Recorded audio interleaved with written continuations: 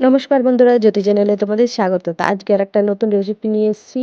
তো ভালো লাগলে অবশ্যই একটা লাইক, শেয়ার এবং কমেন্ট করে জানাবেন যে কেমন হয়েছে। তো চলুন তো প্রথমে আমি অল্প পালং শাক নিয়েছি, তো ওটা কেটে আমি একটু নুন দিয়ে হালকা সেদ্ধ করে নেব। সেদ্ধ করার পর ওটা আমি ঠান্ডা জলে ধুয়ে নেব, কারণ যেন সবুজ রঙটা বজায় থাকে। তারপর আমি আবার কড়াইয়ে জল দিয়ে দিচ্ছি। তারপরে এই দেখুন, ওটা আমি পেস্ট বানিয়ে নিয়েছি পালং শাকটা যেটা সেদ্ধ করেছিলাম, আর ওর মধ্যে আদা আর একটু কাঁচা লঙ্কা এক চামচ মতো মিক্স করে দিলাম। তারপর ওই যে গরম জলটা হয়েছে ওই জলটার মধ্যেই দিয়ে আর আমি ফুটিয়ে নেব। ফুটিয়ে নেওয়ার পর দেখুন কি করছি, আমি 1 কাপ পরিমাণ সুজি এর মধ্যে দিয়ে দিলাম। তারপর এটা নাড়তে নাড়তে এটা আমি একদম শুকিয়ে নেব, যেন ডোলা না পেকে যায়। তো ওই জন্য আমি নাড়তেই থাকবো। এই দেখুন কত সুন্দর কালারটা চেঞ্জ হয়ে গেছে, কেউ বুঝতেই পারবে না যে এটা সুজি। এত সুন্দর সুজির কালারটা সবুজ হয়ে গেছে। তো এই দেখুন এরকমভাবে আমি পুরো শুকনো করে নিয়েছি। আর ড্রাই করবো না, আমি এটা তুলে নেব, তারপর ঠান্ডা হতে দেবো।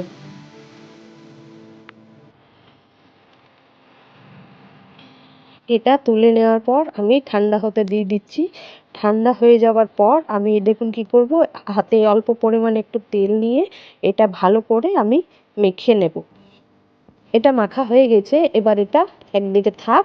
আমি এর ভেতরে পুর ভরবো, তার জন্য আমি নিয়ে নিচ্ছি, এই দেখুন পনির নিয়ে নিচ্ছি 2 টুকরো এরকম ছোট সাইজের। ওটা আমি গ্রেট করে নেব। গ্রেট করে নেওয়ার পর আমি দিয়ে দিচ্ছি ওর মধ্যে 1 চামচ লঙ্কার গুঁড়ো, অল্প একটু নুন, অল্প একটু চিনি, আর দিয়ে দেবো 1 চামচ মতো চাট মশলা, যেন টেস্টটা খেতে আরো বেড়ে যায়। তারপর এটা আমি ভালোভাবে মিক্স করে নিচ্ছি। এই দেখুন আমার মিক্স হয়ে গেছে। এবার আমি এই দুটোকে দেখাই কি করি। এইটা আমি প্রথমে হাতের মধ্যে একটু তেল নিয়ে আমি এটা শেপ দিয়ে নিচ্ছি বাটির মতো করে। তারপর এর মধ্যে আমি পুর দেব। এই দেখুন এই পনিরের যে আমি পুরটা বানিয়েছি ওই পুরটা দিয়ে তারপর এই দেখুন গোল গোল করে আকার দিয়ে নিচ্ছি। আপনারা যে কোনো আকার দিতে পারেন। আমি এই যে গোল গোল রসগোল্লার মতো বানিয়ে নিলাম, আপনারা যে কোনো আকার দিতে পারেন। তো এই দেখুন আমি সবগুলো নিয়ে এইরকমভাবে তৈরি করে নেব। এরকমভাবে অবশ্যই আপনারা বানিয়ে দেখবেন একবার কেমন হয়েছে। আমি একবার ট্রাই করে দেখলাম, এটা আমি প্রথমবার ট্রাই করে দেখলাম, কিন্তু খুব সুন্দর হয়েছে। বাড়ির সকলেরই পছন্দ হয়েছে এবং বাচ্চাদের জন্য তো খুবই স্বাস্থ্যকর, কেননা সুজির তৈরি। যারা সুজি খেতে চায় না তারা তো একদমই বুঝতে পারবে না যে এটা সুজির তৈরি। তো আমার এগুলো সব অলমোস্ট কমপ্লিট। এগুলো এবার দেখুন কেমন দেখায়। এই দেখুন রসগোল্লার মতো দেখাচ্ছে সবুজ সবুজ। আর একদিকে আমি বাটিতে 2 চামচ মতো কর্নফ্লাওয়ার গুলে নিচ্ছি, কেননা এটা আমার লাগবে। 2 চামচ কর্নফ্লাওয়ার গুলে নিয়েছি, দেখুন ঘনত্ব বেশি করিনি।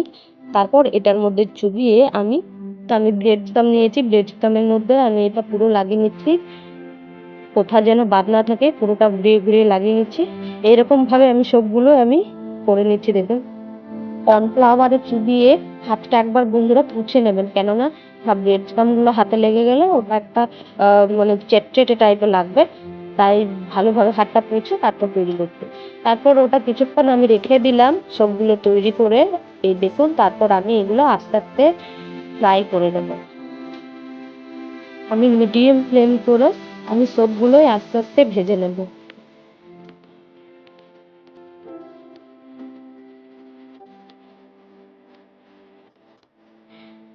এগুলো হয়ে গেছে ভাজা, দেখুন বন্ধুরা কতটা আমি লাল করেছি।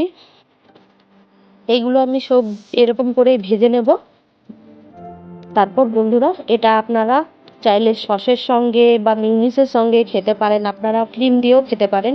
আর বাচ্চাদের টিফিনে দিলে তো ওরা খুব খুশি হবে।